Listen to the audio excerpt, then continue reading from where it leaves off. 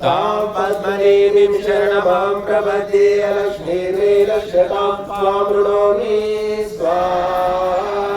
ॐ आदित्यवर्णे तपसोऽधिजातो वनस्पतिस्तववृक्षोऽधबिल्वः तस्य फलानि तपसानुदन्तु मायान्तराय शभाय लक्ष्मी स्वाहा।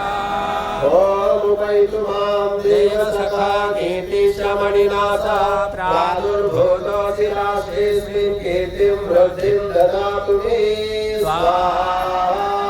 ॐ शुद्धिवासा बलादेशा लक्ष्मीनाशयाम्यहं भूतिमसमृद्धिं च सर्वां निर्मुदमीगृह स्वाहा।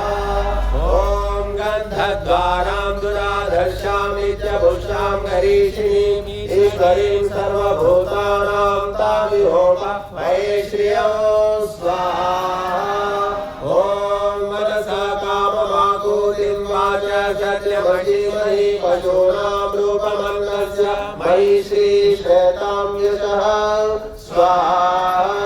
ॐ गतमेन प्रजाभूता मयि सम्भ्रमकर्धमा प्रियं वासय मे कुले मातरं पद्ममालिनीं स्वाहा।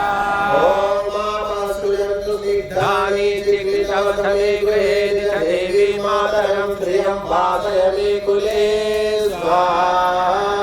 ॐ आर्द्रां पुष्करिणीं पुष्टिं सुवर्णां हेममालिनीं